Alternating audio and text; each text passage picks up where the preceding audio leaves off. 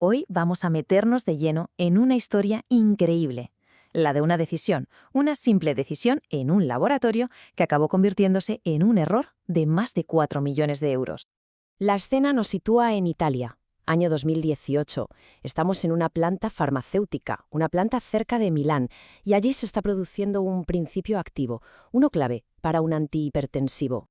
Y en el corazón de esta historia, en el mismísimo centro de todo, hay una lección. Una lección entre dos materiales que a primera vista parecen casi idénticos. Por un lado, una resina de cromatografía con una cadena de 8 carbonos. Por otro, una con 18. Parece una diferencia minúscula, ¿verdad? Bueno, pues la gran pregunta que vamos a resolver hoy es precisamente esa. ¿Puede un detalle técnico tan pequeño costar una auténtica fortuna? La respuesta, ya les adelanto, les va a sorprender. Ahí está la cifra, 4.284.000 euros. Pensemos un momento en esa cantidad. Es el coste total, el coste final de ese pequeño error. Lo que vamos a hacer ahora es desgranar paso a paso de dónde sale este número y, sobre todo, vamos a ver cómo se podría haber evitado. Vale, ¿y cómo lo vamos a hacer? Pues aquí está nuestra hoja de ruta. Primero, vamos a poner sobre la mesa el error millonario. Después, nos vamos a armar con los fundamentos científicos para entenderlo de verdad. Con esa base, volveremos al caso real para hacer un análisis casi forense. Y para terminar, sacaremos las lecciones clave. Venga, pues vamos al lío. Entramos de lleno en la primera parte. Como decíamos, todo arranca en esa planta cerca de Milán. El equipo de desarrollo tiene un objetivo claro: purificar un principio activo antihipertensivo. Hacen una prueba con una resina, la C8, y oye, funciona. Consiguen un rendimiento del 75%. Y aquí viene la palabra clave. Lo consideraron suficiente. Suficiente. Lo que no se imaginaban es que esa palabra, suficiente, acababa de poner en marcha un reloj que terminaría marcando millones en pérdidas. Pero a ver, ¿por qué? ¿Por qué esa decisión fue tan cara? Para responder a eso necesitamos abrir la caja de herramientas científicas. Es fundamental que repasemos algunos conceptos clave de la cromatografía para entender de verdad lo que pasó. La cromatografía, para que nos entendamos, es básicamente un método para separar moléculas. Pero claro, no hay un solo tipo. Es como una navaja suiza, tiene diferentes herramientas. En la industria se usan principalmente 5 tipos y cada uno está diseñado para una tarea muy concreta. De todos esos tipos, hay uno que es el rey, el caballo de batalla de la industria. Es la cromatografía de fase reversa.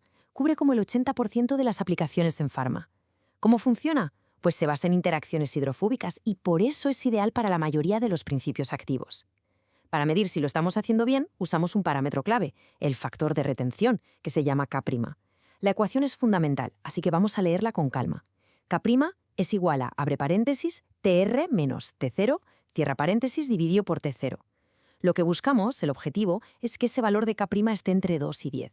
Si lo conseguimos, significa que la separación es perfecta, es óptima. Y aquí, justo aquí, está el meollo de todo el asunto. Las resinas C8 y C18.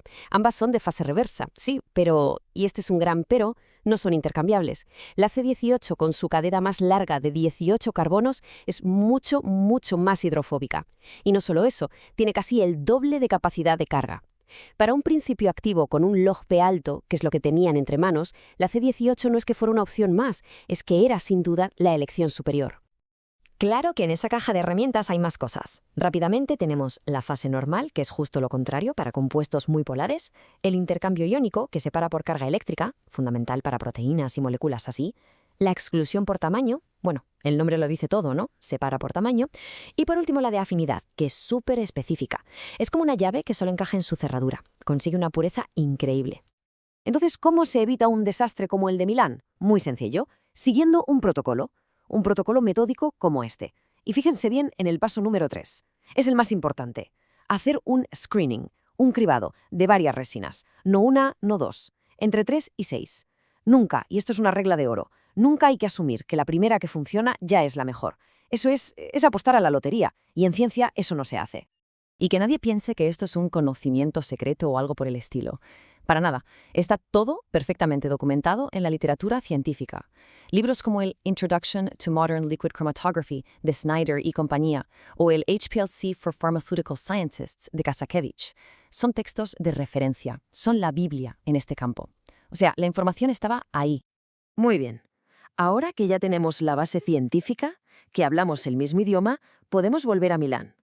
Volvamos a la planta y vamos a analizar, ahora sí, con todo detalle, qué fue exactamente lo que pasó. La cronología de este error es bastante clara, la verdad. Todo empieza en el desarrollo, entre 2016 y 2017. Se toma un atajo, se prueba una sola resina, la C8, y se da por buena. Luego, durante 2 años, de 2018 a 2020, la planta produce 3.000 kilos de principio activo. Pero, por el camino, se pierden 750 kilos. ¡750! Y no es hasta septiembre de 2020, con una auditoría externa, que un consultor llega y hace la pregunta del millón. Viendo que el log-P del producto era 4,2, que básicamente mide lo hidrofóbico que es, pregunta lo más obvio del mundo. Oye, ¿y por qué narices no estáis usando una resina C18? Y lo más increíble de todo es lo fácil que era comprobarlo. El experimento que propuso el consultor duró, escuchen bien, 2 días. 2 días. Pero los resultados fueron demoledores. Con la C18, el rendimiento subió 16 puntos porcentuales y la capacidad de la columna aumentó un 73%. Es que la evidencia era sencillamente abrumadora. Vamos a ver ahora el dinero. ¿Cómo se calcula el impacto económico? Pues tiene 2 partes principales. La primera es la pérdida histórica. Todo ese producto que se fue por el desagüe, digamos. Eso suma un margen perdido de más de 1,2 millones de euros. Pero ojo, que el golpe más duro viene ahora. Es el coste de oportunidad. Si el proceso hubiera sido más eficiente, la planta habría tenido más tiempo libre, más capacidad para fabricar otros productos, y eso se traduce en unos 3 millones de euros adicionales que se dejaron de ganar. Y si sumamos las 2 cosas, la pérdida real y lo que se dejó de ganar, pues ahí lo tenemos. Volvemos a la cifra del principio. Casi 4,3 millones de euros. Ese es el precio de no haber dedicado 2 días a hacer un pequeño experimento de optimización. Impresionante. Entonces, ¿qué falló aquí en el fondo? ¿Cuál es la causa raíz? Pues fueron 3 cosas. Una, un fallo técnico clarísimo. No se hizo un screening de resinas adecuado. Pero luego hay 2 fallos de gestión, que son casi peores. Por un lado, la presión por cumplir los plazos, por sacar el proyecto adelante a toda costa. Y por otro, esa mentalidad tan peligrosa, la inercia operacional. El famoso «si funciona, no lo toques». Una frase que ha costado millones. Vale, un error así, tan costoso, tiene que servir de lección. No puede caer en saco roto. Así que vamos a la última parte. Vamos a destilar toda esta historia en unas cuantas lecciones prácticas. Lecciones que se pueden aplicar en cualquier laboratorio, en cualquier planta. Son 3 lecciones clave, y son muy, muy claras.